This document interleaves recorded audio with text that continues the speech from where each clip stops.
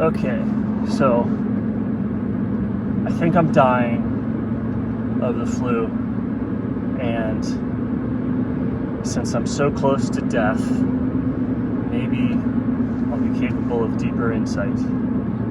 So, on today's drive to work, we're going to try and understand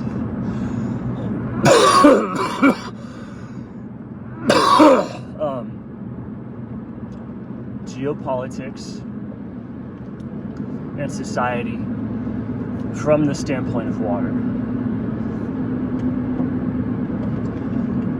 I think I pulled one of my muscles right next to my heart, so I have increased awareness of that area right now. Very painful awareness. So, society is comprised of groups, right? And people form groups based off of their consciousness level. You like automatically group with people at your level of consciousness and certain octaves, like kids will group with parents or a certain spectrum of adults. There's only a select fraction of adults that really interacts very much with children who are at like a different level of consciousness. Unless it's your job to take care of them and to direct them and to guide them, most adults in the world don't interact with children whatsoever, unless it's their own or unless they're being paid to. So that pattern continues itself. As you get older, you stop hanging out with 2-year-olds and you hang out with 7-year-olds, and some people, have a broad spectrum of different levels of consciousness that they're capable of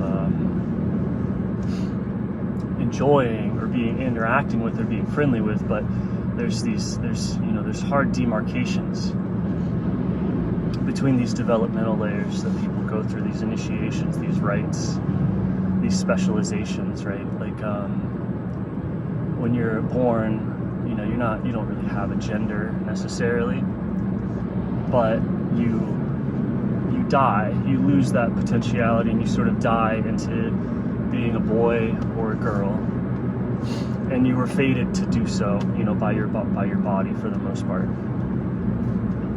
I mean, and so as you grow into these different stages of consciousness, you are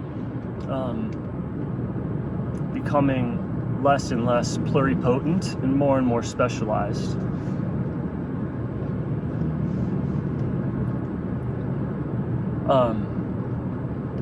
So like whenever a Marxist wakes up, or a critical, like wokeness of the various sorts, is when people level up to a new level of consciousness. These are paradigm shifts between people, and when you do that, you get into groups, and these groups already exist, and you're kind of trying to figure it out, but and it's in plain sight. Like when you're in high school or you're in middle school, you can see a hierarchy of teachers. You can maybe even see some of the PTA drama.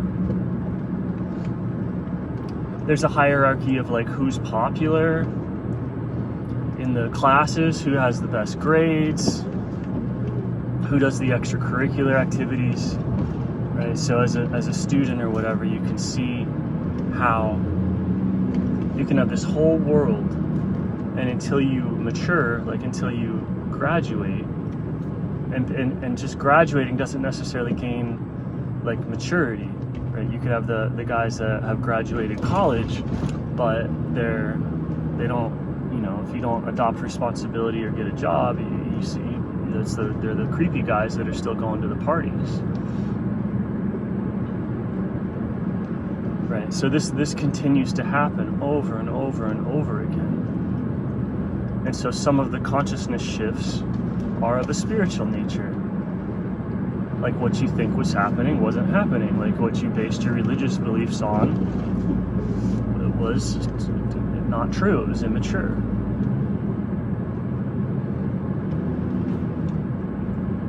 So sometimes as you mature, it causes these radical shifts in the sense of self.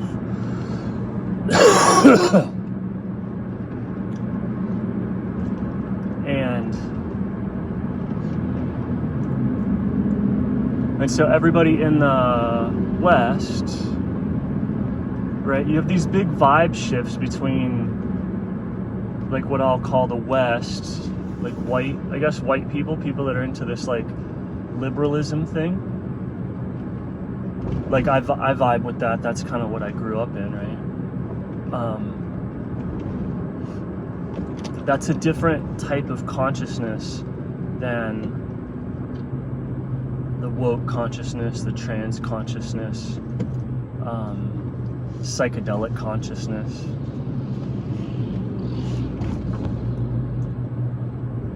Spiritual consciousness, right? Like Buddhist consciousness, right? Like a Buddhist, they feel a real Buddhist has a particular type of consciousness. A real Christian has a particular type of consciousness. Like a real 7-year-old has a particular type of consciousness versus a real 1-year-old. So some of these shifts in consciousness are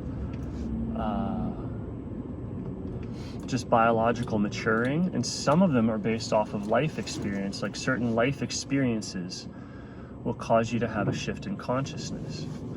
And the shift in consciousness is required for entry into the group. Like you could be, imagine you're a 5th grader and you make it into the teacher lounge. And you're hanging out with the teachers every single day. And they like you and they think you're funny and you've done something to get like special attention and you're able to hang out with them. Teacher's pet. That doesn't get you into the group of the teacher consciousness. You're not an adult. You haven't, there's different initiations, right? There's graduation, there's marriage, there's like adoption of financial responsibility for yourself. There's these different things that shift your consciousness, and then if you were to make it into a teacher's lounge, you would be a teacher. But without that shift in consciousness, you can be in a group. You can be friends with all the people in the group. You can be whatever, super knowledgeable of what's going on in that culture. But if you don't shift your consciousness, you're not actually in that culture.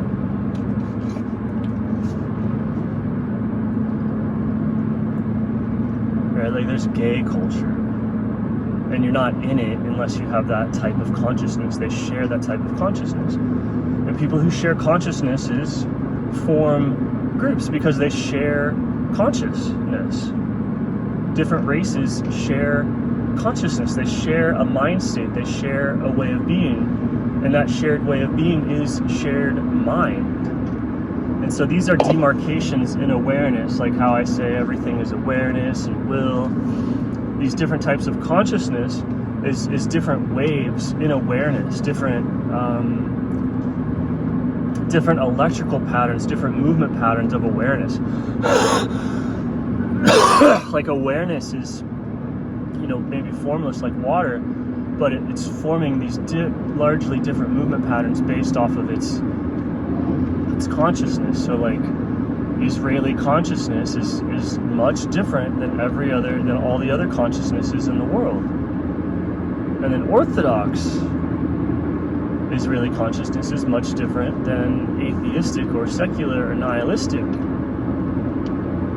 Israeli consciousness. And that's different from American consciousness. And then there's Native consciousness. Everyone's become aware of these different types of consciousness, and then these are shared minds. These states of consciousness are beings. They're individuals. States of consciousness are gods. And when you are in a state of consciousness, you are participating in that God. And then that history and mythology is writing about what those states of consciousness are doing, right? That state of consciousness of war, that state of consciousness of lust, that state of consciousness of thought, of philosophy. Mercury, Venus, Mars. Right? These are all the pantheon of the gods are states of consciousness that are possible for the human to access. And when the human's accessing that state of consciousness, they are part of the body, they are a member, they are of that consciousnthe And that's what you see fighting all the time, is like people who are in these states of consciousness. So the AI and the drugs, right? The pharmaceutical, psychedelic, the substances, the belief patterns. Like so states of consciousness can be induced via like an activity that happens in your life. Like if you experience a death, right? Like, or if you kill somebody, that puts you into a different state of consciousness that's shared with everybody else who has done that. And you're kind of in an inside club, and that makes you a part of a single body. So people in the military, like whatever the reasons that people have for killing, right? That puts you into this shared mind. And that's why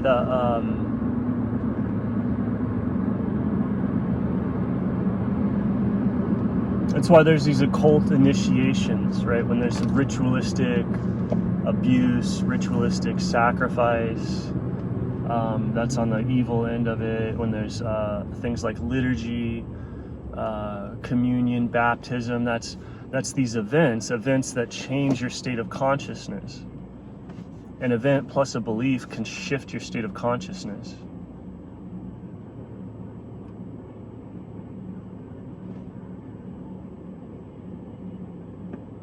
Drugs can shift your state of consciousness. Right, because you might be sick in one state of consciousness, but you can take a drug and it'll shift you to a different state where you're not sick. Right, like all pharmaceuticals, all whatever, are shifting into these parallel realities where you're not sick, where you don't have a cough, where you don't have a cold, where you don't have samsara.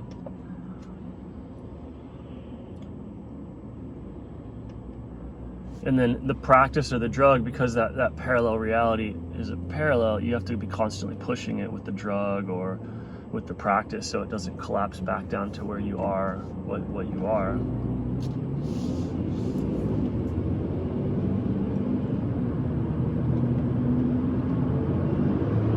And then true healing is when somebody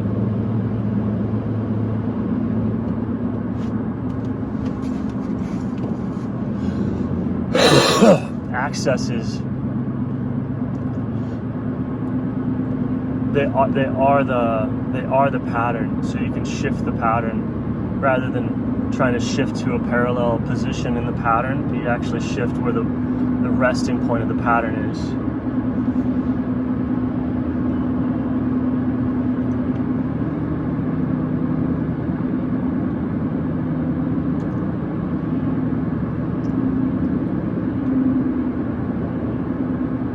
So yeah, these states of consciousness are essentially qualities of bodies of water, right? Like what makes you identify with a particular race or with a particular nationality or a particular ideology or a maturity level, an age, anything like that is going to be is the water, is your body composition, is your water chemistry the same as all those other people. And if your water chemistry is the same, then you tune into all those other people like a radio.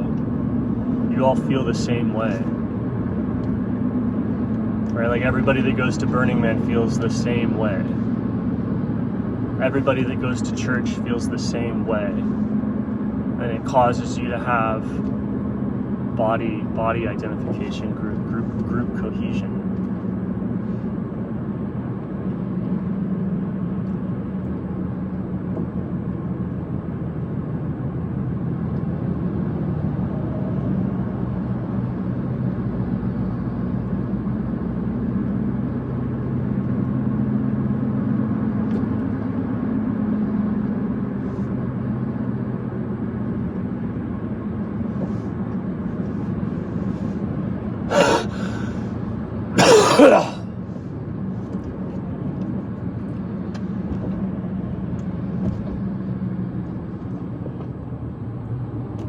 And so when these different states of consciousness go to war, it,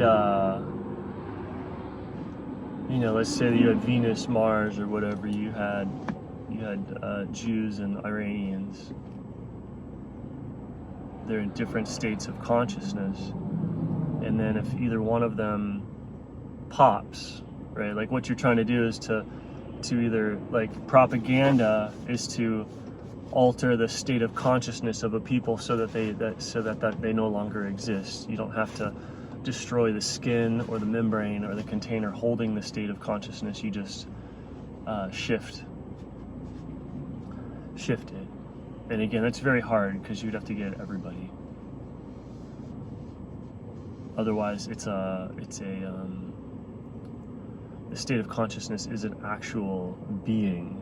So unless you root it out everywhere and in everybody, it's going to it'll start finding more body. But you can weaken a state of consciousness with propaganda. But then otherwise you're attempting to rupture the container to wipe out that state of consciousness. When you say, like, what is a genocide? A genocide is the complete wiping out of a state of consciousness. A people, right? A distinct set of humanity. A distinct set of humanity is a state of consciousness where there's actually like a differential thing.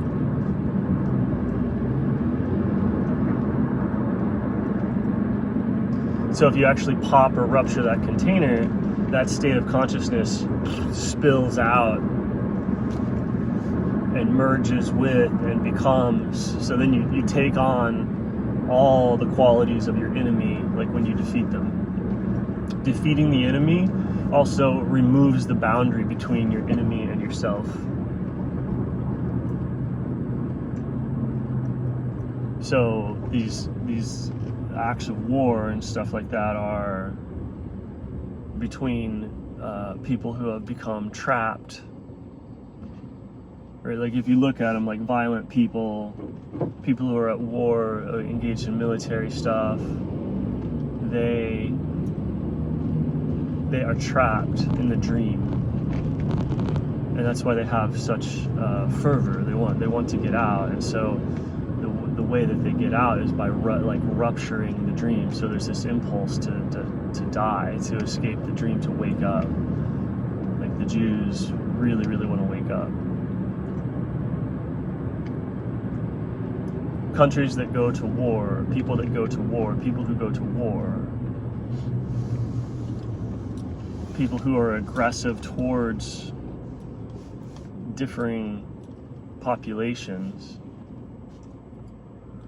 want to wake up, because at the moment that population is defeated, like as the container is liced open, right, like you destroy the body, like immigration or whatever with America, you destroy the borders just like you would destroy a person's borders with a bullet, right? Like if you destroy the borders of a country, that you destroy the borders of a state of consciousness, and it bleeds out, and it's like it bleeds out into everything. You're no longer separate from it.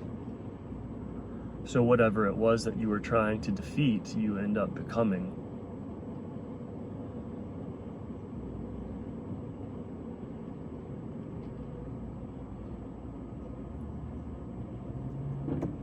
And then conversely, from the standpoint of those being attacked, like whatever it was that was attacking you that you lose to, you gain ownership over. This is like the meek will inherit the earth. Like those who are martyred, those who are destroyed, those who are killed are the ones that end up, their consciousness, their blood is that which takes over. Let's say the craziest theories were true and the Jews wipe out all these other types of blood.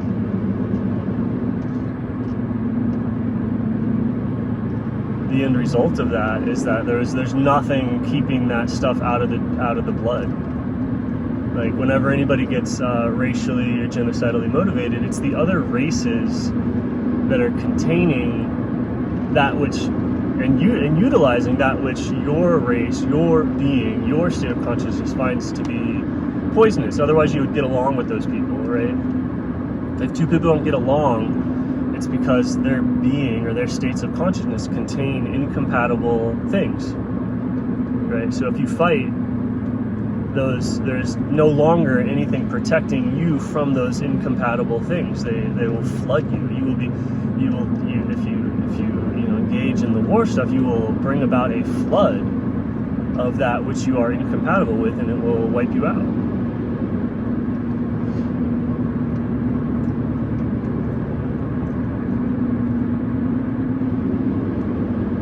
And I don't know if that exactly explains geopolitics, but that's what's going on, is like these nested sets of maturity levels, these nested sets of states of consciousness, and they are beings. So like people that have done certain things or done certain rituals have shared states of consciousness, and that's why it looks like conspiracy.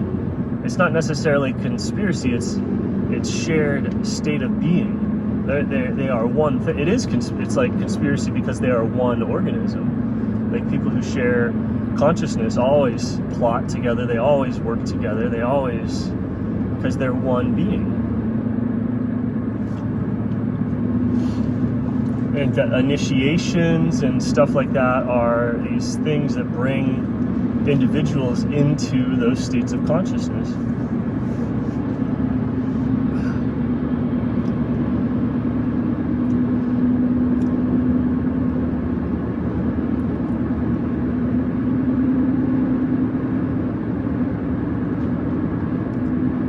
And they don't interact much. Like different levels don't interact much. Like whatever's going on at the higher level of politics is handled by what you would call an adult that has responsibilities that you can't even fathom. Everything that you're worrying about at this lower level is like high school popularity contests, and what's actually controlling the world is this adult behavior that you just don't have access to because a lack of maturity, a lack of growth. It's just not your thing. You can't understand it any more than a third grader can understand like what goes into running his school, the Department of Education, the government,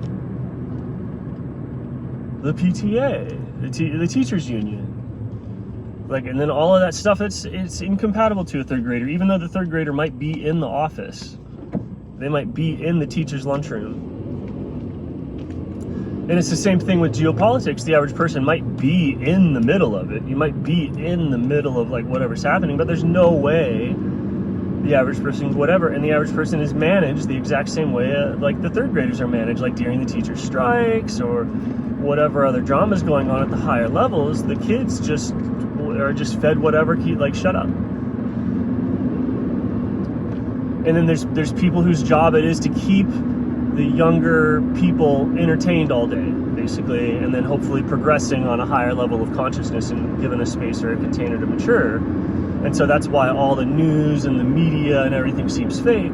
It's just there to keep people occupied. The celebrities, that's what they do. And it's like you would say they're lifelong actors, but they're not lifelong actors. Like people like Joe Rogan or Russell Brand or like Donald Trump.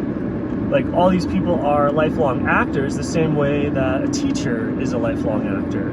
It's just their job to manage the crowd. Just like the teacher has this job of managing a crowd of lower consciousness people, groups of 30 or whatever like that. And then you have these teachers that are jobs like that, and then the principal manages a bigger job like that. And that's how this works. People call it slave plantations. I mean, people have different strategies. Right, like China treats their kids differently than Americans, etc. Because you're going for you're trying to encourage different types of maturity to emerge based off of whatever conflict.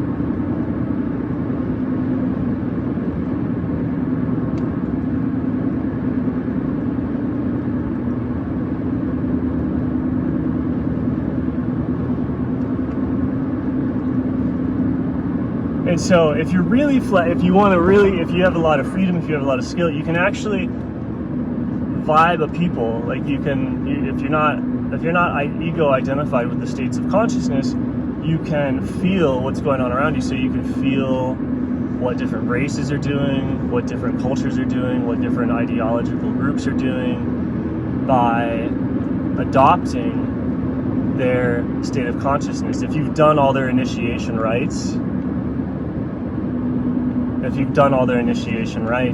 and you have freedom of thought, freedom of belief, you can tune into or embody the different states of consciousness of the different races, of the different ethnicities, the different nationalities, and sort of see and know what they're doing. You can embody the consciousness of, good or evil. And when you do that, you share mind with it. And so you know